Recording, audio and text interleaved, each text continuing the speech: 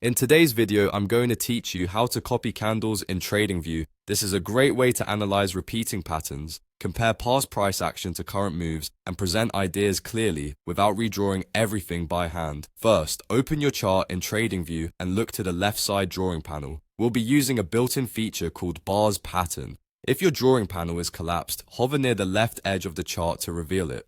The tool sits inside the Forecasting and Measurement Tools group, which is the section that contains things like prediction and measuring options. Click that group to expand it, and you'll see Bars Pattern in the list. Go ahead and select Bars Pattern. Your cursor will change to indicate you're ready to make a selection. Before you mark anything, make sure you're on the time frame you want to study. Copying 5 minutes of candles on a 5-minute chart will give you a clean one-to-one selection, for example. It also helps to zoom in slightly so you can be precise. Now choose the starting point of the candle sequence you want to copy.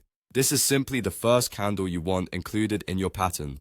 Click once to set that start. Next, move your cursor to the right to define the end of the selection. As you drag, you'll see a highlight showing exactly how many bars you're capturing. Stop on the last candle you want and click again to set the endpoint. TradingView will immediately create a cloned version of those candles, preserving their proportions and spacing. The copied pattern appears as a transparent ghost of the original, so you can easily compare it against a different part of the chart. You can drag this copy to any location on the chart to see how that past structure might align with current price action. This is especially useful for spotting rhythm, estimating potential legs in a move, or preparing a visual explanation for your trading journal or a presentation. If your selection wasn't quite right, don't worry, just undo and try again with a cleaner start or end point. For the most accurate results, keep your crosshair aligned with the candle you intend to include, and avoid grabbing extra noise before or after the pattern you care about. Also, consider setting your chart scale to auto so the copied bars maintain relative size and are easier to compare visually.